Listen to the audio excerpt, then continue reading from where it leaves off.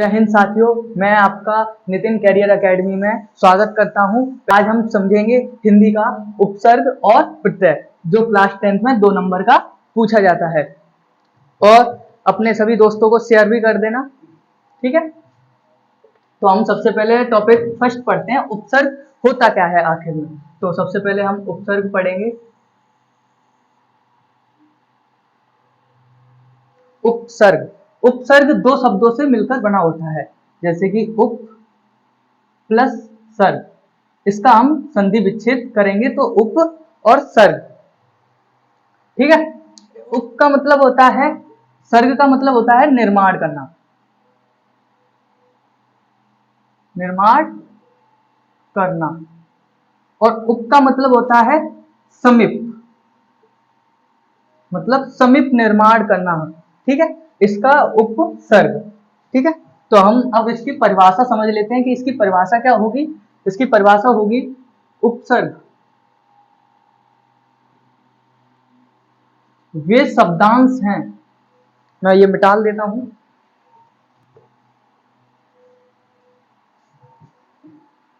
उपसर्ग वे शब्दांश हैं जो किसी शब्द के साथ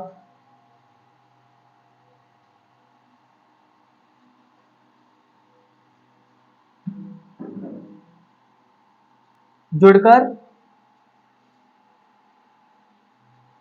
एक नए शब्द का निर्माण करते हैं, एक नए शब्द का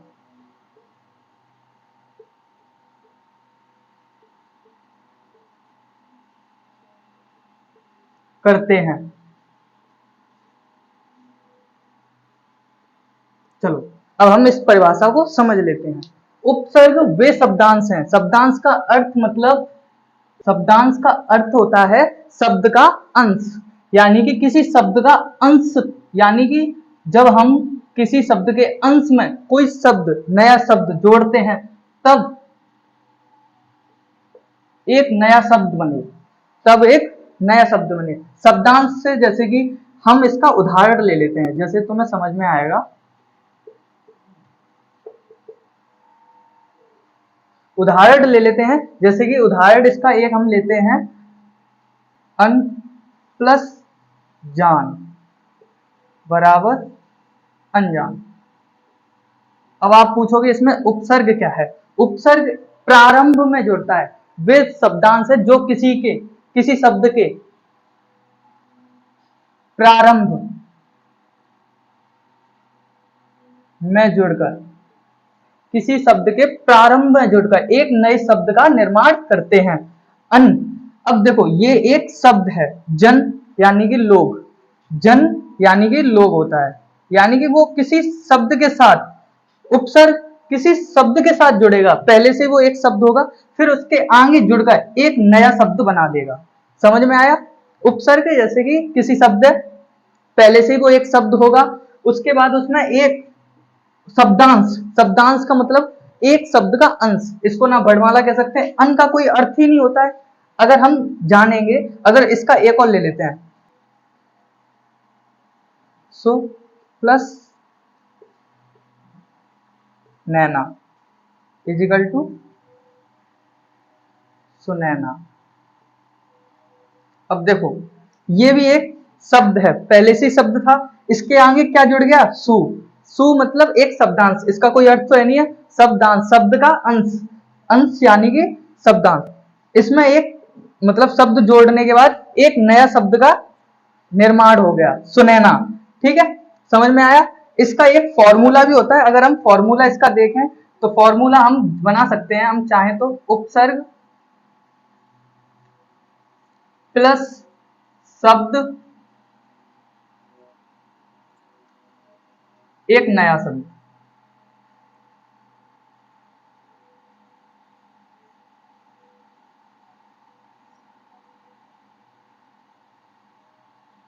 अभी ऊपर भी लिख दूंगा। उपसर्ग, उपसर्ग को हम क्या बोल सकते हैं, शब्दांश।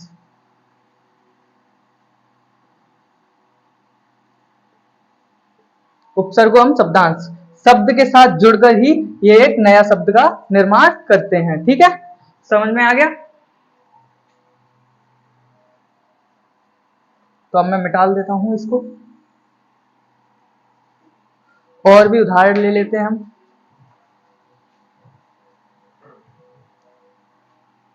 जैसे कि अब एक उदाहरण ले लेते हैं, सुविधा, अ प्लस सुविधा बराबर अ प्लस सुविधा, इसका क्या हो जाएगा? असुविधा। असुविधा, तो कैसे? ये एक उपसर्ग है, पहचानना हो तो उपसर्ग, और ये एक शब्द है, क्योंकि इसका पहले से ही एक अर्थ होता है, और इन दोनों से मिलकर क्या बना? नया शब्द।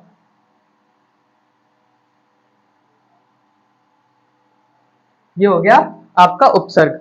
अब पेपर में कैसे पूछा जाता है ये बताओ? तो हम आपको पेपर में पूछने का तरीका बताते हैं कि वो कैसे पूछ सकता है। पेपर में आता है बहुविकल्पीय का क्वेश्चन, जिसमें आपसे पूछ सकता है कि अनजान का, अनजान में उपसर्ग बताइए, उपसर्ग क्या है? बहुविकल्पीय टाइप से आएगा आपके पेपर में, तो उसमें आपको 4 ऑप्शन दे देगा। अ, सेकंड ऑप्शन अन, थर्ड ऑप्शन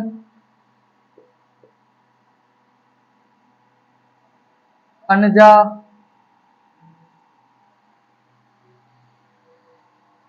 फोर्थ ऑप्शन जान। ठीक है, तो आपको कैसे समझना है?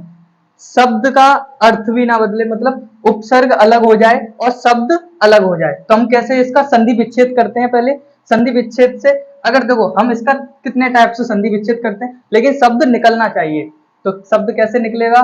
जैसे हमने इसका अनजान का संधि विच्छेद करते हैं, अ प्लस न जान, न जान कोई अर्थ होता है नहीं ना, तो ये रॉन्ग हो जाएगा। इसलिए हम अगर इसके साथ अन अलग कर देते हैं, जान अलग कर देते हैं, तो ये अनजान हो सकता है। ठीक है, अनजान एक अलग शब्द होता ही है, और अन, अगर इसमें आप देख सकते हो, इसमें अगर मैं इसको दिखा दूं, न जान, अ प्लस न जान, इसका कोई शब्द का अर्थ निकल रहा है? नहीं निकल रहा ना, जान का अर्थ निकल रहा है, और इसका भी कोई, ये उपसर्गी है, तो इससे हम पता कर सकते हैं पीछे का, जो हम वर्ड को अगर संधि विच्छेद करें उपसर्ग में, तो जो पीछे वाला अलग वर्ड निकले उसका कोई ना कोई अर्थ होना चाहिए। अगर मैं इस टाइप से संधि विच्छेद करता हूं तो ये गलत हो जाएगा। अगर मैं इस पे आप टिक मार दूं तो ये नंबर आपके कट हो जाएंगे। इसलिए हमें किस पे टिक मारना है? अन पे, क्योंकि इसका अन और जान, जान पहले से एक शब्द होता है, मैंने आपको परिभाषा बताई थी, उपसर्ग वे शब्दांश है। शब्दांश का अर्थ होता है, शब्दांश का अर्थ होता है शब्दों का अंश। मैंने अंश निकाल लिया, जो किसी शब्द के प्रारंभ, शब्द पहले होना चाहिए। शब्द क्या है? जान, जान के प्रारंभ में जुड़कर क्या बनाता है? एक नया शब्द का निर्माण करता है। तो समझ में आ गया, अन प्लस जान इज इक्वल टू, मतलब बराबर अनजान। और भी उदाहरण ले लेते हैं।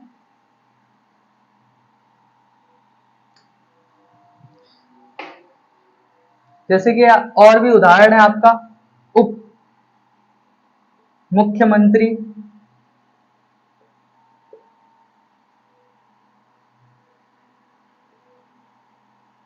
उप मुख्यमंत्री।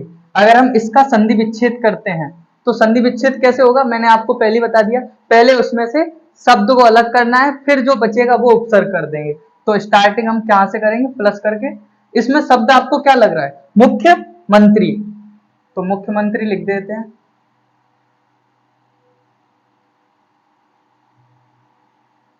मुख्यमंत्री, क्योंकि ये एक पहले से शब्द है, क्योंकि आगे जुड़कर उपसर्ग एक नया शब्द का निर्माण करता है। तो उप, अब कितना रह गया? थोड़ा ही तो, ऊपर ही तो रह गया एक उपसर्ग। यानी कि कैसे पता चला?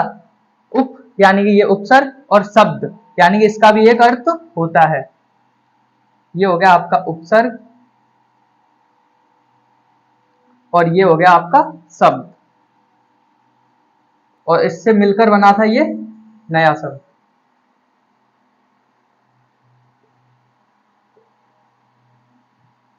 समझ में आ गया?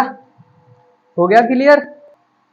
अब एक और इसका एक फॉर्मूला आप लिख लेना, मैंने यहाँ पर लिखा था, वो आपको ध्यान रहा हो या नहीं रहा हो मैं आपको लिख देता हूँ। इसका एक फॉर्मूला होता है जिससे आपको आसानी हो जाएगी कि इसका उपसर्ग हमेशा आगे आएगा प्लस शब्द, शब्दांश नहीं शब्द। शब्दांश का अर्थ होता है शब्द का अंश, और शब्द का अर्थ होता है कोई वर्ड, एक वर्ड जिसका कोई ना तो कोई अर्थ होना चाहिए, तब बन जाता है एक नया शब्द। क्लियर हुआ टॉपिक? ठीक है, अब हम आपको पढ़ाएंगे प्रत्यय। सेकंड टॉपिक क्या रहेगा? प्रत्यय।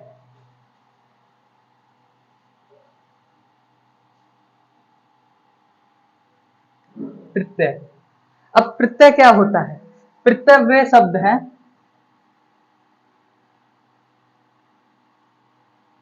प्रत्यय वे शब्दांश हैं, वे शब्दांश हैं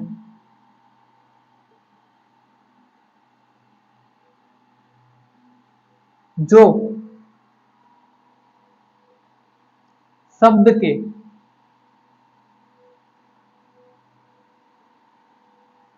अंत में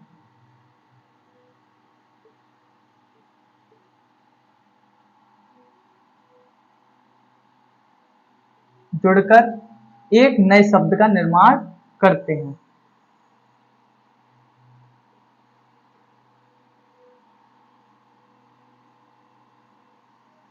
निर्माण करते हैं।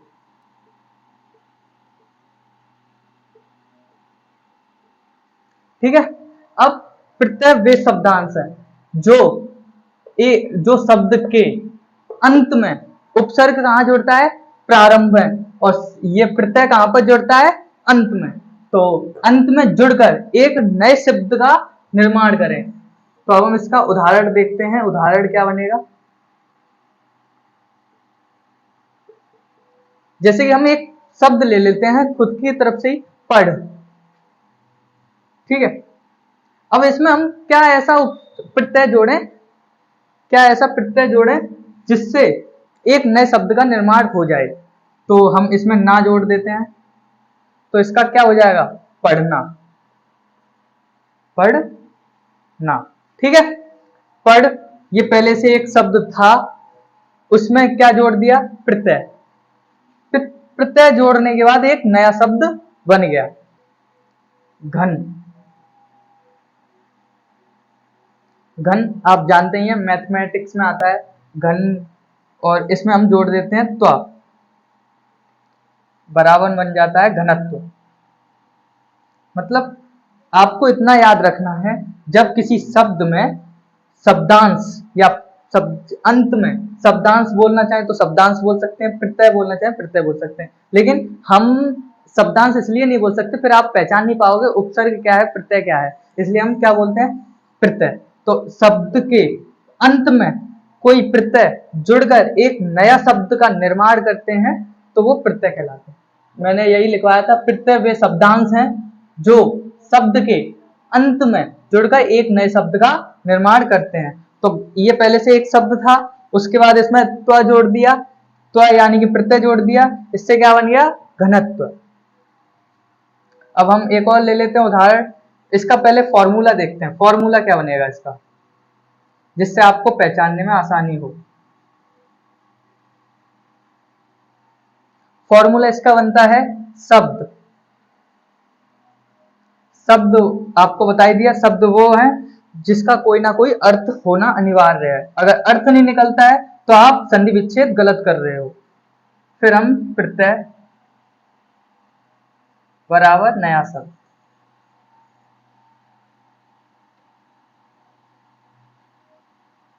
समझ में आ गया? ठीक है, शब्द एक शब्द होना चाहिए जिसमें हम प्रत्यय यानी कि शब्दांश कोई छोटा सा अर्थ, आपने एक बात गौर की होगी कि इनका कोई अर्थ नहीं निकलता, लेकिन जब ये किसी के साथ जुड़ जाते हैं तो उसका बहुत अर्थ मतलब अलग ही अर्थ बनने लग जाता है। जैसे कि घन है, जब घन में हमने त्व जोड़ दिया तो घनत्व बन गया, डेंसिटी बन गई।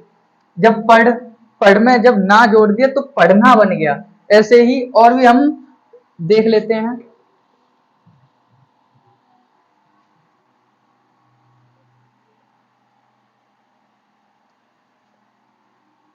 और भी उदाहरण देखते हैं, जैसे कि अपना। अब अपना में हम ऐसा क्या प्रत्यय जोड़ें जिससे एक नए शब्द का निर्माण हो। पन जोड़ दो, बराबर अपनापन हो गया। अपना पहले से ही एक शब्द है, पन उसमें प्रत्यय जोड़ दिया तो जिससे क्या बन गया, अपनापन। ठीक है। अब हम एक और उदार, अब इसमें हम ता जोड़ देते हैं तो क्या बन जाता है, उदारता। पेपर में इससे विपरीत पूछता है, आपको ये वर्ड दे देगा, फिर उसका ये कहेगा इसमें प्रत्यय निकालो या उपसर्ग निकालो। तो आपको कैसे निकालना है, पहले उसका संधि विच्छेद करना है, उसमें अर्थ निकलना चाहिए शब्द का अर्थ निकल आएगा। उसके बाद आपको ये देखना है कि पीछे अगर अगर वर्ड प्रत्यय से निकल रहा है तो यानी आपको उसको ही प्रत्यय पे टिक लगा देना है। ठीक है। जैसे कि अब मैं विपरीत करके दिखा देता हूं, विपरीत करके दिखाता हूं, जैसे कि अपनापन का पेपर में आ गया। जैसे कि अपनापन में प्रत्यय ढूंढिए, प्रत्यय बताइए। तो आपको पता होना चाहिए प्रत्यय कहां पर जुड़ता है, लास्ट में, और स्टार्ट में क्या जुड़ता है, शब्द। तो शब्द का कोई अर्थ भी होना चाहिए। जब हम अगर अप को तोड़ते हैं, अप और नापन में, जैसे कि हम इसको तोड़ के देखते हैं पहले, उसके बाद बताएंगे कि प्रत्यय क्या है। जैसे कि हमने तोड़ दिया अप प्लस नापन, इससे कोई आपको लग रहा है कि नापन ये प्रत्यय हो जाएगा और अब से कोई वर्ड निकल रहा है, नहीं ना, तो ये गलत हो गया। दूसरा, अगर इसका दूसरा संधि विच्छेद करते हैं, अपनापन, इससे भी कोई वर्ड नहीं निकल रहा आगे। अपना प्लस पन, इससे एक वर्ड निकल रहा है, लास्ट में प्रत्यय लग रहा है और आगे साइड में एक वर्ड निकल रहा है। वर्ड यानी कि शब्द। शब्द अपना, अपना एक शब्द का अर्थ भी होता है, जैसे कि वह अपना है, हमारा, उसी प्रकार से इसमें हमने प्रत्यय जोड़ दिया तो इससे बन गया अपनापन। तो आपको किस पे टिक लगाना अगर पेपर में आएगा, पन पर। तो पहले से ही आपको देखना पड़ेगा कि इसका संधि विच्छेद करके कि एक शब्द का उसका अर्थ निकल रहा है या नहीं। ठीक है, समझ में आ गया। अब मैं कुछ इनमें अंतर बताता हूं, उपसर्ग और प्रत्यय में अंतर होता क्या है। हम एक साइड में उपसर्ग की विशेषता लिखेंगे और दूसरी साइड में प्रत्यय लिखेंगे। मैं इसमें ज्यादा नहीं बताऊंगा, ये पूछा तो नहीं जाता है, लेकिन आपको पता होना चाहिए उपसर्ग और प्रत्यय में क्या अंतर होता है। तो हम इसमें अंतर आपको पहला क्लियर करेंगे। उपसर्ग शब्दांश,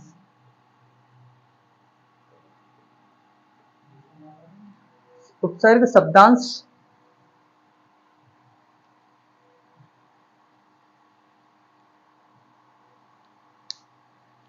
उपसर्ग शब्दांश किसी शब्द के, किसी शब्द के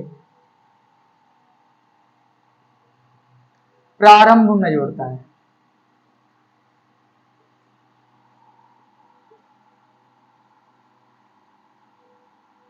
जुड़ता है। और प्रत्यय किसमें जुड़ता है, प्रत्यय प्रत्यय जुड़ता है किसी शब्द के अंत में। प्रत्यय शब्दांश, शब्दों का अंश। प्रत्यय शब्दांश किसी शब्द के अंत में जुड़ता है।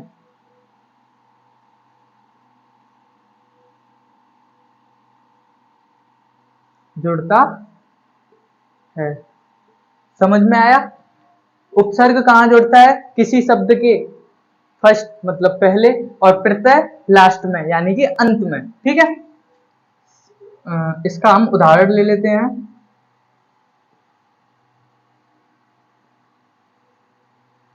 उदाहरण लेते हैं, अ प्लस नाथ बराबर क्या हो जाएगा? अनाथ। ठीक है, इसका हम उदाहरण दोबारा से ले लेते हैं। ठीक है, तो पढ़ प्लस ना, बिंदी लगा दी, ठीक है, बराबर पढ़ना।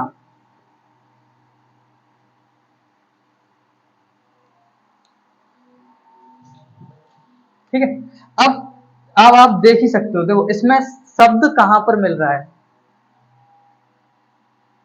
इसमें शब्द कहां पर मिल रहा है?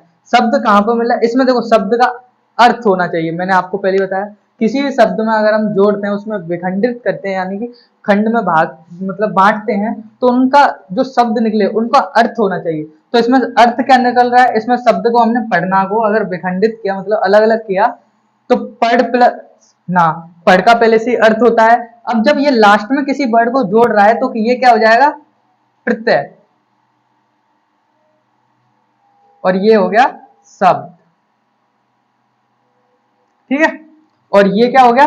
अब इसमें नाथ, नाथ को अब आप पूछोगे नाथ का अर्थ क्या होता है? पति को हम नाथ बोलते हैं। किसी आपने देखा होगा सीरियल वगैरह में शंकर जी को बोलते हुए पार्वती को। ठीक है, ऐसे ही नाथ, इसका हम अगर हम, ये हो गया एक तरह से शब्द। ठीक है, और ये हो गया आपका उपसर्ग। समझ में आया?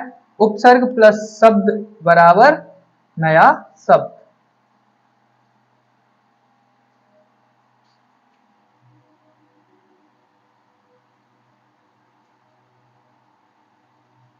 समझ में आया?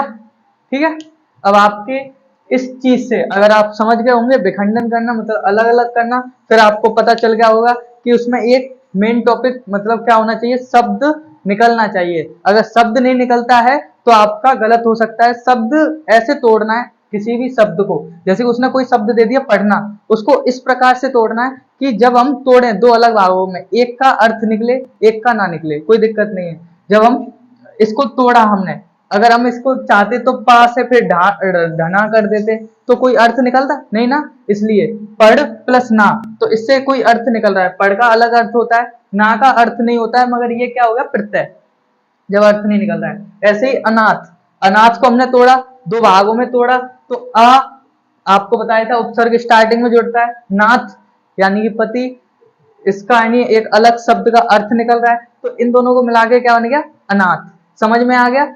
इन्हीं अगर आप ये चीज सीख लेते हो तो आपके पेपर में क्लास 10 में 2 नंबर पक्के हो गए। और ये आएगा आपका बहुविकल्पी टाइप से, तो आप बहुविकल्पी टाइप आई होप आप समझ ही गए होंगे क्लास 10 में इसी के। चलो अब हम देखते हैं शब्दांश और प्रत्यय शब्दांश, जो क्लास 10 के पेपर में ज्यादातर पूछे जाते हैं। ये उपसर्ग शब्दांश, अब आप कहोगे इनका कोई अर्थ नहीं निकल रहा, ये इनका शब्दांश का शब्दों का अंश है। ठीक है, किसी नए शब्द से आधा करके मतलब स्टार्टिंग का ले लेके हमने ये हो गया है, इसलिए उपसर्ग का शब्दांश। ठीक है, इसमें परि सु निर उप अधि अभि अप अनु अ अन सह अति कु अब प्र। अब इनका कोई अर्थ तो निकल रहा नहीं है, लेकिन ये जिस शब्द के साथ जुड़ेंगे तो उसका एक नया शब्द निर्माण कर देंगे। ऐसे ही प्रत्यय का है, मगर ये प्रारंभ में जुड़ते हैं उपसर्ग, और प्रत्यय लास्ट में यानी कि अंत में। आई त्व ता पन बा वट हट वान मान इक वेया, ये शब्द के अंत में जुड़कर, किसी शब्द के अंत में जुड़कर एक नए शब्द का निर्माण करते हैं। चलो हम इनका एक एक उदाहरण ले लेते हैं। मैंने इसमें अभि का ले लेता हूं। ठीक है, उपसर्ग का उदाहरण,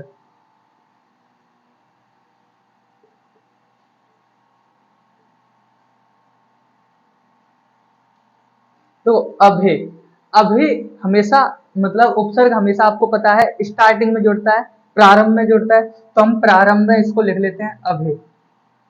ठीक है, प्लस अब हम ऐसा कोई शब्द प्लस करें इसमें कि उसका कोई अर्थ भी हो और उससे एक नया शब्द का निर्माण भी हो जाए, ये ध्यान में रखना पड़ता है। तो अभी के साथ अगर हम मान, मान मतलब मान सम्मान, आपने देखा होगा ऐसे उदाहरण वगैरह आते हैं, तो मान का एक अलग ही अपना अर्थ होता है। तो जब हम इन दोनों को मिलाते हैं तो एक बन जाता है अभिमान।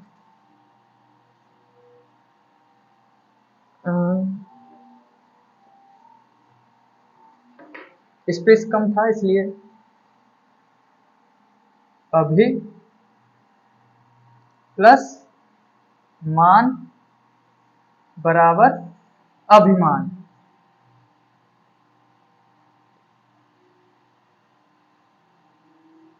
समझ में आ गया? अभी प्लस मान प्लस बराबर अभिमान, एक नए शब्द का निर्माण हुआ किसी शब्द के साथ जुड़कर, तो भी उपसर्ग का एक नए शब्द का। ठीक है, समझ में आ गया? ठीक है, आपको मैंने उपसर्ग का उदाहरण बता दिए थे। अब हम समझते हैं प्रत्यय का उदाहरण। प्रत्यय का उदाहरण क्या करते हैं, जैसे कि हम इसमें त्व का ले लेते हैं, तो त्व में आपको पता है अंत में जुड़ेगा, तो घन एक शब्द है प्लस त्व। समझ में आ गया? ये एक प्रत्यय है, ये घन है। अब इसका अगर हम एक नया शब्द बनेगा तो क्या बनेगा? घनत्व। घनत्व बनेगा। एक ये पहले से शब्द है, शब्द इसका अर्थ अलग है, और त्व यानी कि प्रत्यय, प्रत्यय का एक शब्दांश हमने जोड़ा तो एक नया शब्द का निर्माण हुआ, घनत्व। समझ में आ गया? हम ले लेते हैं अब ता, महान। महान अपने में ही एक शब्द है, इसका अर्थ होता है। ठीक है, प्लस ता, तो इसका क्या बन गया? महानता। महानता। ठीक है, ऐसे ही आप इनके देख लेना, आप यानी अच्छे से प्रैक्टिस कर लेना कि इसका कैसे संधि विच्छेद होता है, कैसे प्रयोग किया जाता है। प्रत्यय हमेशा अंत में जोड़ते हैं और उपसर्ग स्टार्टिंग में। ये इनका कोई अपने अर्थ नहीं होता है, लेकिन ये किसी के साथ जुड़ते हैं तो उसका बहुत अर्थ बना देते हैं, मतलब अलग ही नए शब्द का निर्माण कर देते हैं। समझ में आ गया? ठीक है, अब हम इसी के साथ लेक्चर खत्म करते हैं, यहीं पर स्टॉप करते हैं। तो आप हमारे नितिन अकेडमी को सब्सक्राइब कर लेना, शेयर कर देना। सब्सक्राइब करने के बाद बेल आइकन जरूर दबा लें, जिससे हमारी जितनी भी नोटिफिकेशन है क्लास 10th की, क्लास 12th की, जिससे आपके पास नोटिफिकेशन पहुंचे और आप अच्छे से अच्छी तैयारी कर सकें। ठीक है, अब आपका मैंने उपसर्ग और प्रत्यय खत्म करा दिया है। कल आपको मैं सिलेबस बताऊंगा किस प्रकार से सिलेबस में हिंदी में आता है। ठीक है, जय हिंद।